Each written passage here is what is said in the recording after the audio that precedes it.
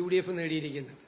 ഈ വലിയ വിജയം UDFന് സമ്മാനിച്ച കേരളത്തിലെ എല്ലാ വിഭാഗം ജനങ്ങളോടും ഞങ്ങൾക്ക് വലിയ കടപ്പാടുണ്ട്. ഞാൻ അവരോട് ഹൃദയം നിറഞ്ഞ നന്ദി പ്രകാശിപ്പിക്കാൻ ഞാൻ ഈ അവസരം വിനിയോഗിക്കുകയാണ്. തീർച്ചയായും ഈ തെരഞ്ഞെടുപ്പിലെ അജണ്ട ഉണ്ടാക്കിയത് പ്രതിപക്ഷമാണ്.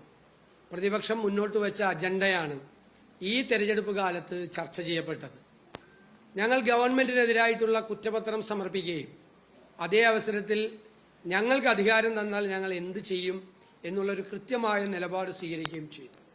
ഞങ്ങളുടെ കുറ്റപത്രവും ഞങ്ങൾ സമർപ്പിച്ച മാനിഫെസ്റ്റോയും ഗൗരവത്തോടുകൂടി കേരളത്തിലെ ജനങ്ങൾ ചർച്ച ചെയ്യുന്നുണ്ടായിരുന്നു. ഞങ്ങൾക്ക് അതിനെക്കുറിച്ചുള്ള കൃത്യമായ ബോധ്യവും കൃത്യമായ ഫീഡ്ബാക്കും ഞങ്ങൾക്കുണ്ടായിരുന്നു. LDFന് കനത്ത പരാജയമാണ് ഈ തെരഞ്ഞെടുപ്പിൽ ഉണ്ടായത്. നിങ്ങൾക്കറിയാം, 2020 തെരഞ്ഞെടുപ്പിൽ 580 ഗ്രാമപഞ്ചായത്തുകൾ LDFനുണ്ടായിരുന്നു. അത് ഇപ്രാവശ്യം 345 ഗ്രാമപഞ്ചായത്തുകളിലേക്ക് താഴ്ത്തിരിക്കുകയാണ്. UDF അത് 340 നിന്ന് 500 ഉയർത്തി. ബ്ലോക്ക് പഞ്ചായത്തുകൾ LDFന് 111 നിന്ന് LDF 68 കൂപ്പുകുത്തിയപ്പോൾ ഞങ്ങൾ 40 നിന്ന് ഞങ്ങൾ 77 കുതിച്ചു.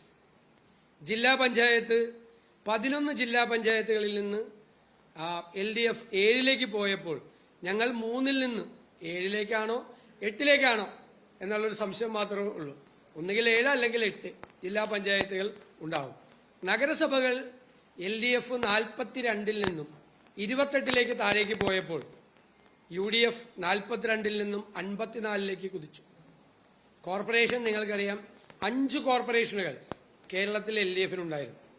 ഇപ്പോൾ ഒരു കോർപ്പറേഷനിലേക്ക് മാത്രമായി ചുരുങ്ങിയപ്പോൾ ഞങ്ങൾ 1 നിന്ന് 4 ഉജ്ജ്വലമായ വിജയം നേടുകയും മറ്റ് 2 കോർപ്പറേഷനുകളിലും നല്ല നിർണായക